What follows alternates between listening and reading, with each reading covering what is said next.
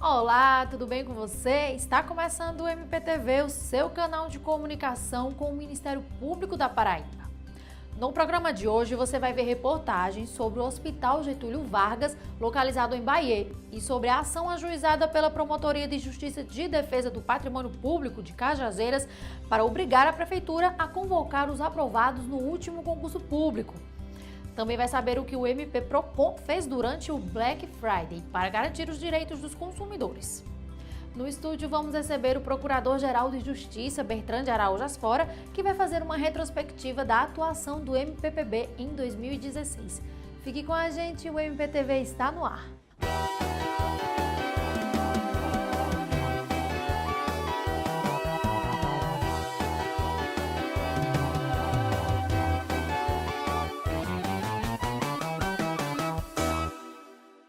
Black Friday ou Black Fraude? Você já deve ter ouvido alguém fazer esse trocadilho. Isso porque são inúmeras as reclamações de consumidores que questionam as promoções feitas por algumas lojas.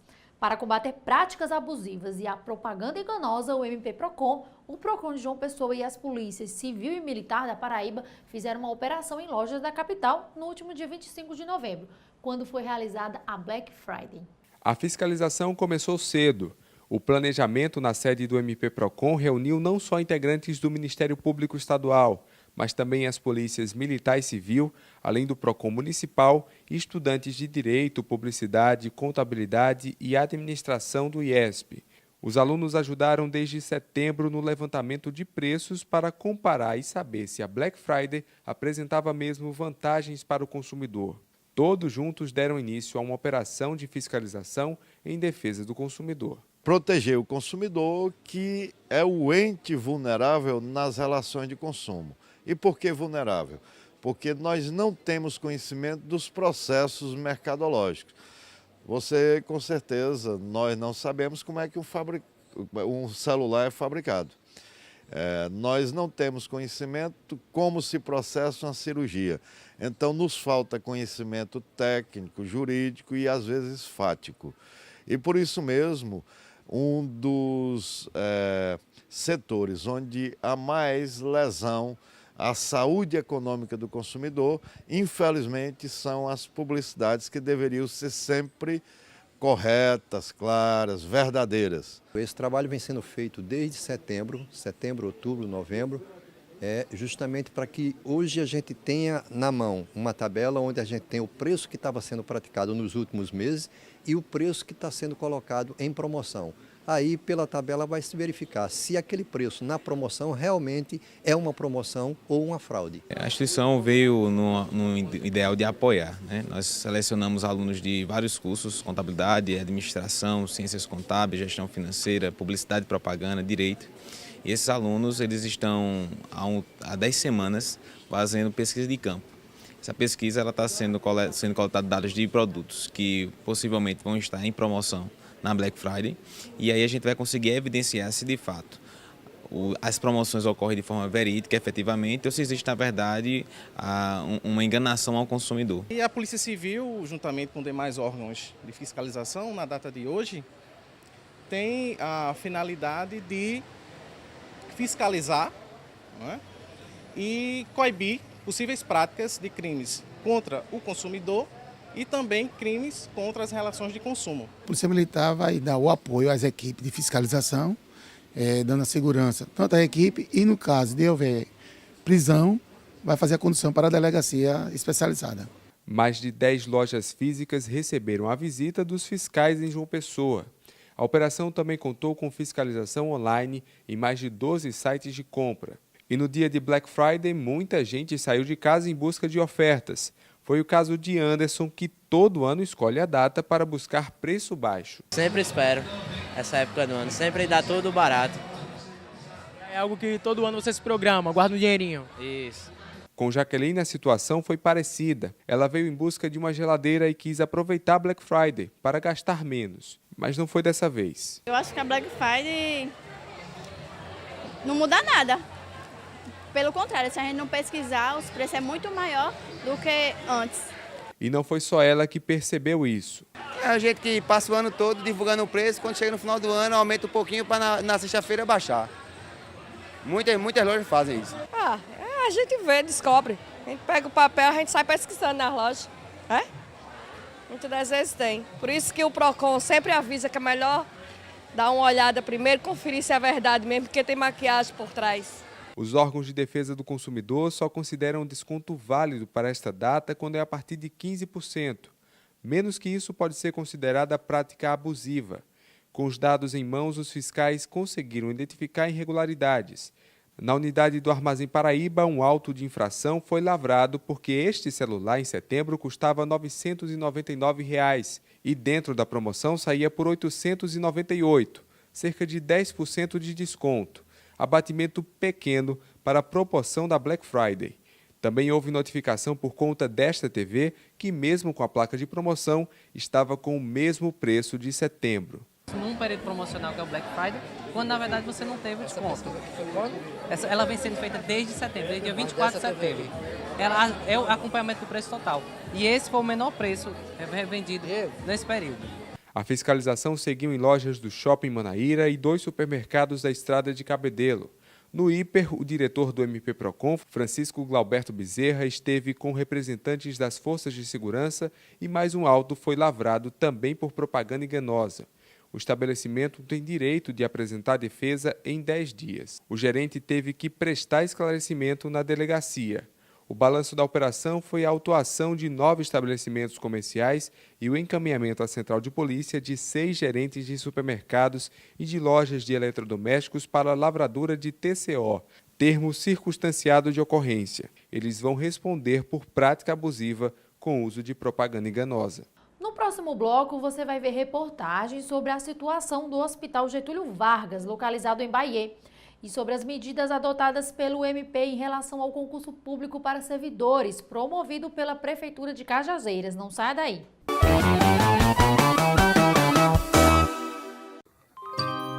Essa é a nossa história. São lugares e monumentos para serem admirados. Vamos defender nosso patrimônio e manter essa memória viva.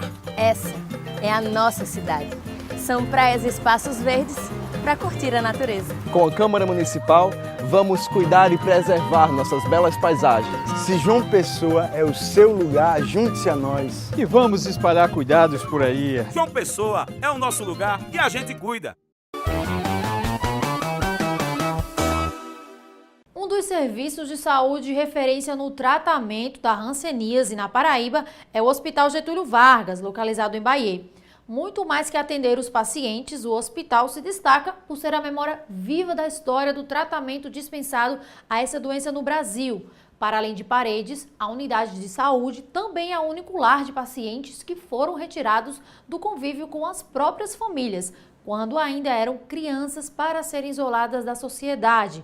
Só que agora o hospital passa por um problema muito sério, com infraestrutura cada vez mais comprometida, dificuldades de funcionamento, depredação e invasões. É o que você confere agora. Marcas, lembranças, isolamento e destruição. Uma doença que assustou e que até hoje é regada por preconceito. A hanseníase ficou conhecida como lepra. Na Bíblia cristã, existem passagens sobre relatos da doença e do medo que ela representou. Vítimas antigas da hanseníase sentiram na pele os sintomas mais agressivos da doença. E não só isso, vivenciaram a penitência que era ser taxado de leproso há poucas décadas atrás. Porque naquela época, o preconceito era muito grande. A gente não podia ir na rua. Aqui também não passava ninguém. Histórias como a de João Batista até hoje habitam em uma área afastada da cidade de Bahia, região metropolitana de João Pessoa. Trata-se do Hospital Colônia Getúlio Vargas. A unidade foi erguida há décadas e é mais antiga do que a própria cidade. Tudo tinha cinema, tinha escola, tinha bar aqui, tinha divertimento, tinha negócio de sinuca, bilhar, tinha tudo. Okay. Aí quando um aniversariava, aí tinha festa naquele dia. Até 1962 existia o internamento compulsório. Os acometidos pela doença eram transferidos à força para cá, uma forma de isolá-los. Para o governo, algo necessário para garantir o controle da doença. Na época, sabia-se pouco sobre a hanseníase. Os estudos eram insuficientes para se chegar a um tratamento que amenizasse as consequências da instalação da doença no organismo humano. Na época existia tudo isso e como não havia medicação conveniente para a doença, o que foi que aconteceu? Muitos deles tomavam a medicação que era um paliativo, eram as sulfonas. E com isso, muitos deles não conseguiam a cura e ficaram sequelados. Sequelas que Nelson carrega por onde vai, mesmo que seja para tão perto. Há 30 anos o Hospital Colônia é a moradia dele. Desde então, foram raras as vezes em que ele saiu daqui. De poucas palavras, o homem, hoje com 61 anos, se mostra conformado com o distanciamento da família e com a solidão. Não sei lá, pai, eu tô por aqui até enquanto o governo querendo que tu fique aqui, né? Tu gosta de ficar aqui? Eu gosto, acho bom aqui. Ele é um dos 3 remanescentes que ainda estão internos no Hospital Colônia. Outros 9 ainda moram em casas ao redor que também fazem parte do complexo hospitalar. Hoje são 12, mas já foram muito mais. A movimentação por aqui era outra. E naquela época, quando eu cheguei aqui, completou 100 pessoas. O tratamento da doença evoluiu e o preconceito amenizou. Ver pessoas que não eram internas passarem por aqui era algo raro. Hoje já é comum, mas o preconceito parece cair junto com as marcas históricas. O que resta aqui da igreja ainda abriga muita história. Vários casamentos foram realizados aqui entre internos da colônia. Velórios, missas, tudo isso movimentava bastante aqui a cidade. Só que com o passar dos anos, a falta de cuidado, a estrutura acabou desabando com as chuvas. E é justamente isso que o Ministério Público está buscando preservar. O tombamento da área seria uma garantia de que a estrutura fosse preservada. A história é transformada em metralha. Aos poucos, o Hospital Colônia perde parte dos seus traços. Assim como qualquer equipamento importante para a história, a diretora acredita que tudo isso deve ser preservado. E o tombamento pelo Instituto Histórico seria o primeiro passo para que o local fosse visto com outros olhos. Cada espaço desse revela uma história. Revela um patrimônio histórico de equipamentos, de histórias de vida, de relatos, né? Fotográfico. Tudo isso aí faz parte do conjunto da história. Então, e a gente tem conhecimento de outras colônias que se transformaram em museus para preservar a história, seria interessante que aqui pudesse também ser realizado desta forma, né? O Ministério Público Estadual reconheceu o valor do local e, desde 2013, tem buscado realizar medidas nesse sentido. Então, o complexo hospitalar, a Colônia Getúlio Vargas, ele é de extrema importância, não só para a história do município, como de todo o Estado. Na verdade, ele é de extrema importância para a história de como a hanseníase era tratada no início da década de 40. Então, ele tem um imenso valor cultural, tanto do ponto de vista histórico como arquitetônico. E essa história deve ser preservada. O complexo hospitalar está em ruínas e é preciso que o poder público, inicialmente pelo tombamento, preserve esse complexo pela sua importância. Hoje o hospital é mantido pelo governo do estado. São quase 40 funcionários que diariamente fazem curativos dos pacientes. Mas as preocupações estruturais e com a preservação da memória fazem a direção e o Ministério Público Estadual aguardarem medidas para o tombamento do local. A importância cultural do hospital, né, pela sua história, de extremo valor do ponto de vista histórico e também arquitetônico. Então, patrimônio cultural, e ele deve ser preservado. Para pessoas como João Batista, preservar a memória do que já aconteceu por aqui também é uma forma de lutar contra o preconceito que ainda existe sobre a doença. Passou tanto tempo eu aqui que não me acostumo mais lá fora. Meu tempo, quando eu era criança, meu tempo de lazer foi aqui dentro. Aí a gente cria aquele problema no cérebro que lá fora a pessoa não se acostuma mais. Eu não me acostumo. Quando eu vou na rua, a minha vontade é vir logo embora.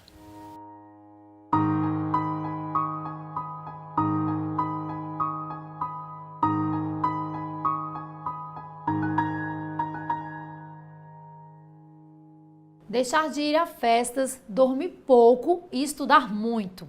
Essa tem sido a rotina de muitas pessoas que querem ingressar no serviço público através de concurso, como estabelece a Constituição Federal. O fato é que, mesmo obtendo a aprovação, muitos candidatos se veem frustrados com a demora nas nomeações. Em Cajazeiras, o problema levou a Promotoria de Justiça de Defesa do Patrimônio Público a ajuizar uma ação civil pública contra o município. Estudar em busca de um futuro melhor. O sonho da estabilidade foi o que motivou este grupo. Eles participaram de um concurso público em 2013 promovido pela Prefeitura de Cajazeiras, que fica a cerca de 480 quilômetros de João Pessoa. Paulino hoje trabalha como técnico em informática, mas se inscreveu no concurso para o cargo de agente de combate a endemias. Eram 16 vagas, ele ficou em 17º. Em um primeiro momento, a chance de ingressar no serviço público bateu na trave, mas um dos candidatos classificados abriu mão de ser nomeado, o que renovou a esperança do morador de Cajazeiras. Mas essa espera já dura 3 anos. Se eles se puserem no meu lugar, acho que era uma situação muito ruim, né? Um direito líquido e certo e não ser consagrado.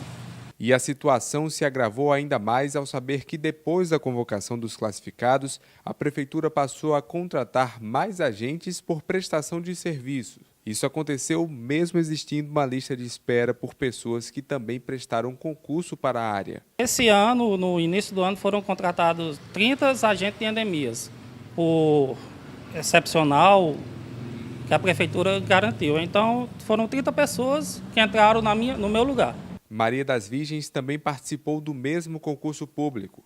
Ela já atua como professora no município vizinho de Bom Jesus. Mas o sonho dela é de lecionar como concursada e ainda mais na cidade onde mora.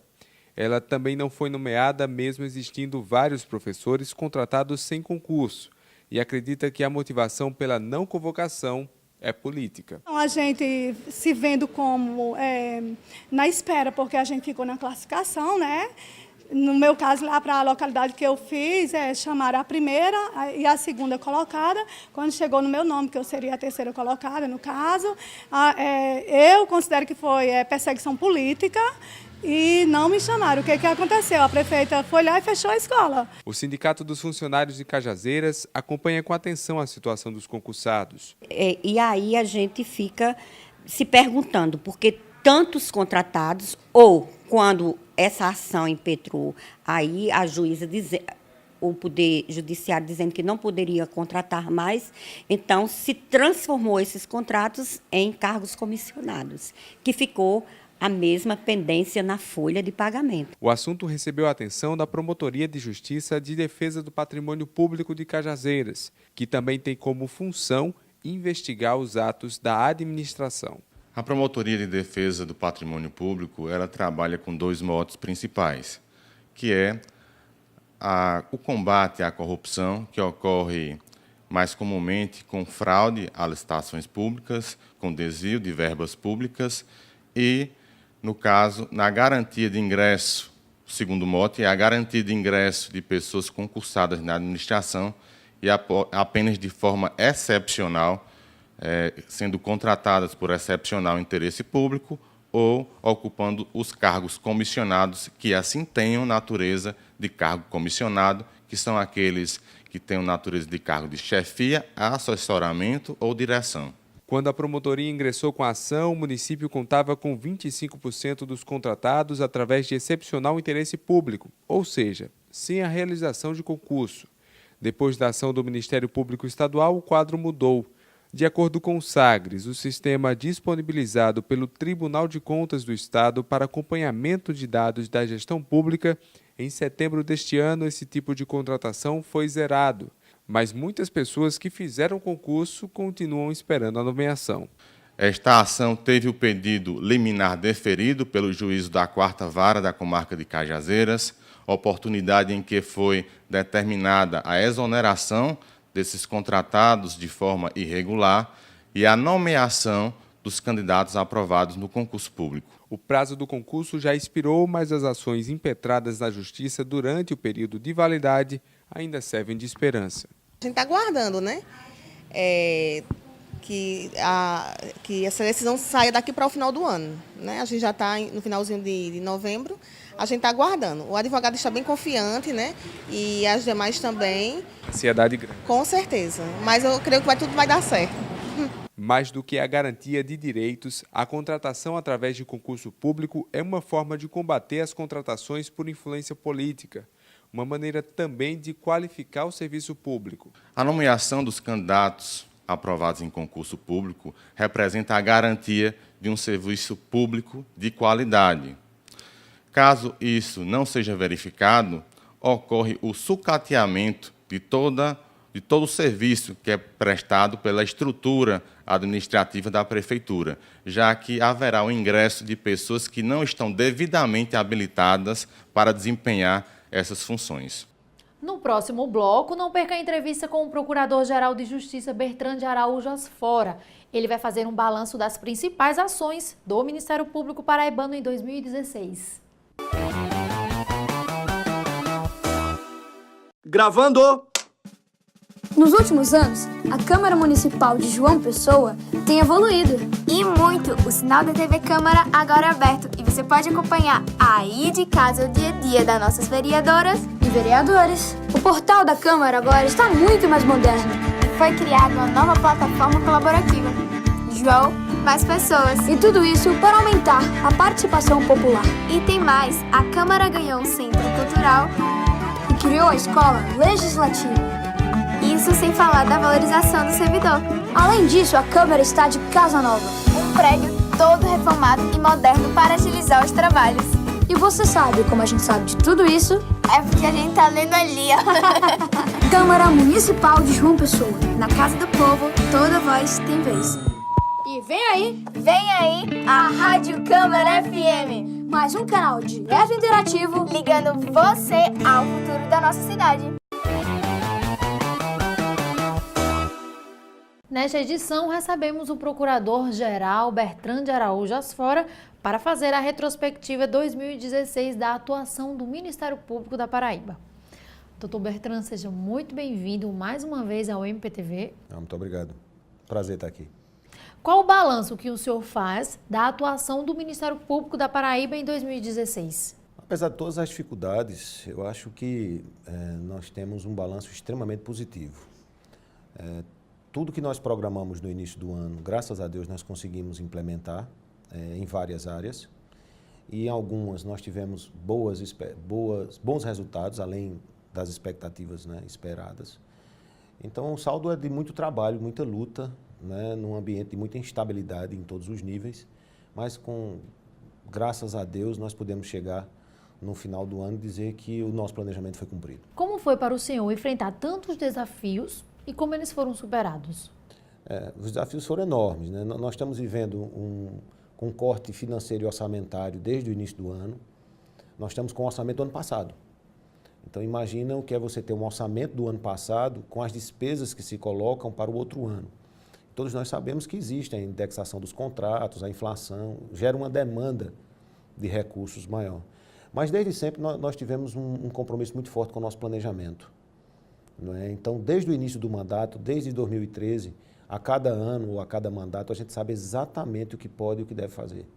Procurador, o Ministério Público da Paraíba também recebeu, em 2016, a visita de outros MPs para tratar da virtualização de processo através do sistema MP Virtual e para falar sobre o trabalho da Promotoria de Justiça especializada no combate à sonegação fiscal. Qual é o teor dessas conversas? Veja bem, nós tivemos, como eu disse, avanços em todas as áreas, né? Nós entregamos também esse ano o MP Procon, as instalações do MP Procon, as novas instalações da Secrimp e as novas instalações das promotorias de defesa do consumidor. Vamos entregar no início do próximo ano o núcleo de combate à sonegação fiscal. Eu acho que foram 2 ambientes que nós conseguimos criar com resultados importantes para o Ministério Público e para a sociedade. Mas especificamente em relação à sua pergunta, é o nosso MP Virtual. O que é o MP Virtual? É o nosso sistema processual online. Então nós criamos isso, começamos isso lá atrás, antes de 2013 ainda, dando os primeiros passos, e isso vem avançando muito e nós estamos cedendo a essa tecnologia aos demais ramos do Ministério Público brasileiro. Então repare, nós temos o Rio Grande do Norte já utilizando é o nosso MP virtual, e na hora que a gente faz a cessão do MP virtual para outro estado, para o Ministério Público do outro estado, nós assinamos um termo de cooperação onde eles nos ajudam na melhora do sistema. É um sistema colaborativo, digamos assim, né? Então a gente tem avançado muito. Vários foram os estados que ou estão utilizando ou vão utilizar, e um dos últimos foi o Ministério Público Militar Brasileiro. É um ramo do Ministério Público, né, brasileiro, que fez a solicitação do nosso software. Nós cedemos de forma gratuita com apenas uma solicitação, qual seja, que o setor de TI do órgão que recebe o nosso MP virtual, ele também nos ajude a melhorar a plataforma. Então, o estado do Ceará, enfim, para não ser injusto aqui, inúmeros outros estados onde nós cedemos a tecnologia para a melhora do sistema deles, né, do andamento dos processos administrativos. E isso vem acontecendo também, graças a Deus, no Núcleo de Combate à Sonegação Fiscal e no MP PROCON. Ou seja, são expertises que nós estamos criando, né, com grandes promotores à frente desses projetos, e estão servindo de exemplo para o Brasil.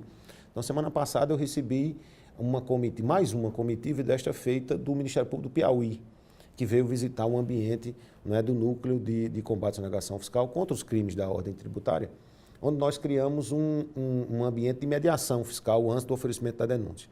Para que você possa ter uma ideia do avanço disso, vai haver, até o final do ano no Ministério da Justiça, um encontro brasileiro de soluções modernas, digamos assim, de resolução de conflitos.